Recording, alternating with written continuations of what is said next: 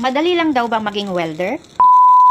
Parang nasagot ko na to sa mga nakaraang vlog ko, pero since may nagtanong ulit, kaya sagutin na lang ulit natin ng mahaba at maikling paliwanag. Sabi ko nga, pagdating sa pag-aaral ng skills, walang hindi mahirap dyan, lalo na kung nag-uumpisa ka pa lang. Lahat yan pinaglalaanan talaga ng panahon, oras, pagtsatsaga, pagtitiis, pasensya, at pagsasakripisyo na rin para matuto. Kaya kung wala ang mga yan sa'yo, huwag mo na lang ituloy dong, dahil malamang sa malamang, hindi ka rin magtatagumpay sa huli.